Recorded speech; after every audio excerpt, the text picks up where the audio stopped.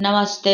हमारे चैनल पर आप लोग को स्वागत है। मैं आप लोग को सोहर गीत लेके आई हूँ। पसंद पड़ेगा तो लाइक करिएगा, सब्सक्राइब करिएगा, शेयर करिएगा और कमेंट में बताइएगा कि कैसा लगा। कवन फूल फूलेला काशी, कवन फूल बनारस हो। कवन फूल फूलेला काशी, कवन फूल बनारस हो। ललना कवन फूल फूलेला से जरिया त देखता निकला गेला हो। ललना कवन फूल फूलेला से जरिया देखता निकला गेला हो।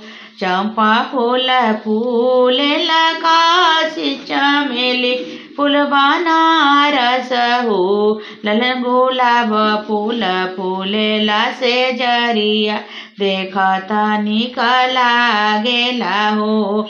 ललन गुलाब फूल फूलेला से जरिया देखता निकला गेला हो। एक मासे बीतले दूसर मासे अवरो तीसरा मासे हो।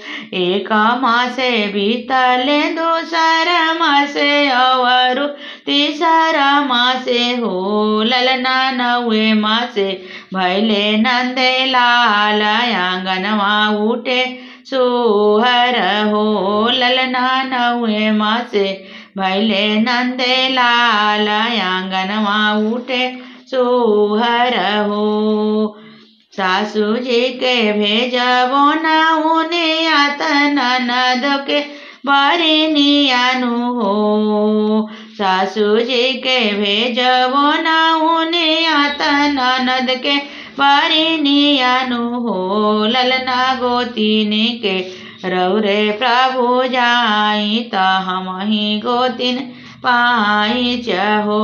प्रभु जी ललना गोतिनी के रौरे प्रभु जाई, त हम ही गोतिन पाई चहो। सासू जे आवेली गावत, ननदो बजावत हो। ललना गोतिनी आवेली विषा मादल, मुदैया घरे सोहर हो। ललना गोतिनी आवेली विषा मादल, मुदैया घरे सोहर हो।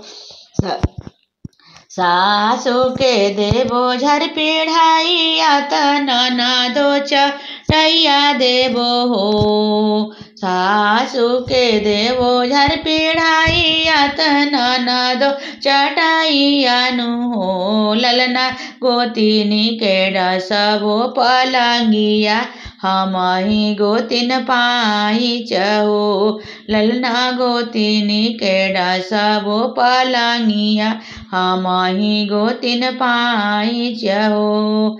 सासू लुटावेली अनधन, ननदो कंगनवनु हो। सासू लुटावेली अनधन, ननदो कंगनवनु हो।